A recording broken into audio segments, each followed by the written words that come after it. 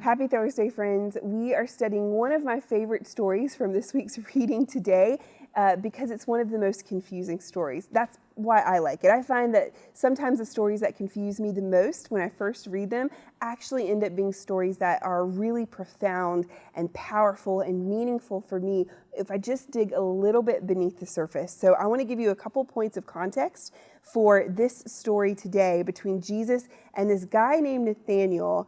And hopefully that will help you understand a little bit more about what Jesus is trying to do in this conversation that he's having. So we're going to start in verse 47. Jesus sees Nathanael approaching him, and this is the declaration that he makes. Here truly is an Israelite in whom there is no deceit. Okay, is Jesus really saying that Nathanael is like the portrait of perfect character? He has no deceit in him whatsoever? I highly doubt it. I highly doubt it. Actually, what I think Jesus is doing is two things. There's a surface level that I think Jesus is doing, and then there's something much broader that I think he's trying to get at also. Here's the first part of this. Jesus is quoting almost directly from Psalm 32. This is a psalm, if you go back and read it, and I highly encourage you to read the whole thing, even as you study this passage. Psalm 32 is about the idea that the one in whom there's no deception is blessed. If there's an Israelite who has no deceit, the kind of person that Jesus says Nathanael is, that person is blessed beyond measure. And the psalm then goes on to talk about confessing to God, the areas that we find in ourselves that are deceitful. It's a psalm about wrestling with that, wrestling with the deception within ourselves, confessing that to God and trusting that God's grace is going to be enough for us. Can you see a little bit about how meaningful that is? It's possible that when Jesus quotes this to Nathanael, he's touching on something that Nathanael has been wrestling with himself, right? So Nathanael approaches him and Jesus says, "Blessed is the one in whom there is no deceit." Here is that kind of person. What would that be like if Nathanael had been walking up to Jesus, even just wrestling with that idea of what is the deceitfulness he finds within himself, and then to hear Jesus call him one who there is no deceit in? And here's kind of where the story takes another little turn. Can you think of an Israelite, someone from the Old Testament stories in Genesis, in whom deceitfulness, deception was a huge character trait? Okay, his very name means deceiver. It's Jacob. Jacob was a character who's, from the very beginning, his whole story is about deceit and deceitfulness. Or deception. He tricks his own brother into giving him a birthright that Jacob doesn't deserve and didn't earn. He earns it by being deceitful. His name, again, means deceiver.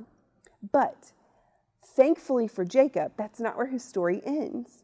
Even though that's his character trait in the beginning, God uses him to shape the entire nation of Israel. In fact, Jacob's name is later going to be changed in Genesis from Jacob, deceiver, to Israel.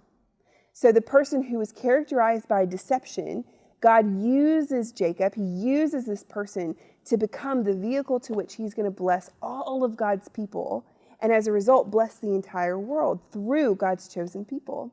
Jacob, that's who he was characterized as a deceiver, becomes Israel, one of God's chosen people, who then is going to spread that blessing to the rest of the nations.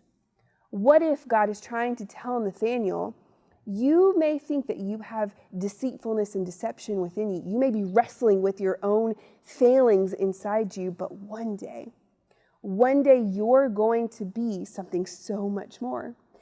And the reason I think this might be what Jesus is doing is because this isn't where the story ends, right? What does Nathanael say to him when he hears this? He says, "How do you know me?"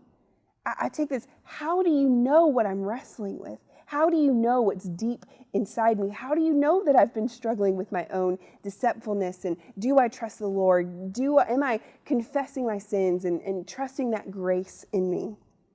And Jesus says, I saw you while you were still under the fig tree. Okay, fig tree is like one of those images from the Old Testament that just opens up all of these cans of worms that we don't have time to talk about, but I'll tell you about two in particular.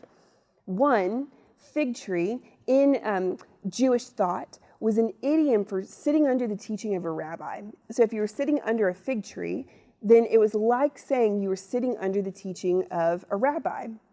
So it's possible that Jesus has seen Nathanael sitting under the teaching of his rabbi and knows what that rabbi teaches on. And so he knows the kind of teaching that Nathanael is getting. He knows, based on that, what Nathanael values, what types of things Nathanael is hearing about, and he's making a connection to that when he quotes Psalm 32.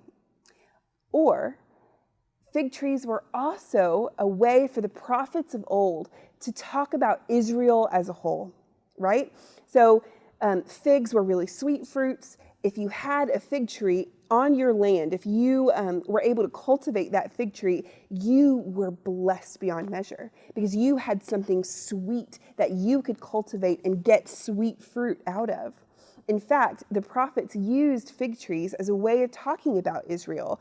When there was abundant fruit, when there was figs on the vine or the fig tree, it was a way of saying Israel was incredibly blessed. Things were going well with Israel because there was abundant fruit. There was a fig tree. And Micah actually talks about the idea of every Israelite will have their own vine and fig tree. They're talking about in the age when the Messiah comes. Every Israelite will have fruit within them. The prophets also used figs as a way of talking about when things were not going well. In Israel, when there was no fruit, no fig trees, or when the fruit was rotted, it was a way of saying all of Israel was corrupt. Something was going very, very wrong. And the prophets looked forward to a day when that corruption would be ripped out, and when, again, every Israelite would have their own vine and fig tree, when there would be abundant fruit in the land. And so I think Jesus is pulling again on those images, and he's trying to get Nathanael to see both what's going on within him, right? But then also, what are they building to? This community, these disciples that Jesus is bringing around him, he's creating this new type of community, this new Israel, if you will. That ties back into that Jacob story. He's bringing all of these people around him as a way of saying, this is the kind of community that I'm going to build. It's going to be the kind of community that the prophets looked forward to, where there's abundant fruit, where everyone is blessed. Why? Because there's no deceit. Zephaniah talks about this. Zephaniah 3, if you want to go look it up. In verses 12 through 13, it looks forward to a day when there would be literally not a deceitful tongue in Israel because their king is with them. Jesus is telling his disciples, he's showing that he's creating this community. He is the Messiah. He's come to be with them. And as a result, he's going to create the kind of community that the prophets always looked forward to. That's kind of the big picture. But again, go back to Nathanael. For Nathanael, Jesus is kind of subtly telling him, he's reminding him, I am the one in whom you can trust, right? It's that Psalm 32 promise. You can trust in me. You can confess that deceitfulness that you still find within you. Why? Okay, we'll look at Jacob's story. Jacob's story, even though he was not the model of perfection, right? He was a deceiver. God still used him to bless all of Israel for generations to come. Right? He still got to be the one that led to this nation of people, this chosen line, if you will. So what does that mean for Nathanael? Even if he is wrestling with the sin that's inside him, any part of him that's deceitful, even as he's trying to root that out and think about what that looks like in his own life, Jesus is telling him too, don't worry. You can still be blessed. Even if there's deceitfulness in you, you can still be blessed because Jacob was still blessed. You don't have to be perfect before God can use you, right? Jesus is gathering all these disciples around. He's not saying, Nathanael, you have to be perfect before you can come to me. Come now. In you, there is no deceit. I'm going to bless you anyway because that's the type of community I'm creating. So when Jesus has this conversation, I think he has both of these ideas in mind. You, Nathanael, you still come to me. Don't worry about what's going on inside of you because I'm the one in whom you can trust. In me, there's grace. And we're also going to work toward being the type of community that the prophets always looked forward to, where there would be no more deceit. So what does that look like for you today? If Jesus were to walk up to you and say these things to you, don't worry, I'm the one you can trust. Whatever you're wrestling with inside, I don't know what that looks like for you, whatever shortcomings or failings you feel like you have inside of you, what would it look like for you to trust in Jesus, that he's the one who can offer you that grace, that you can confess those things to him, and he still wants to use you. He still wants you to be part of his community of disciples. I think that's a message for us as modern readers today, even as we start to look at how all of this is tying back to the Old Testament. It's a very real and powerful thing for us to think about that. What are the things in you that you feel like you're falling short? And do you trust that Jesus still wants to use you and has the grace to create in you something new that will be a blessing to all of those that you see? I hope that helps bring some clarity to this story. It's a fun one for sure. See you back again tomorrow.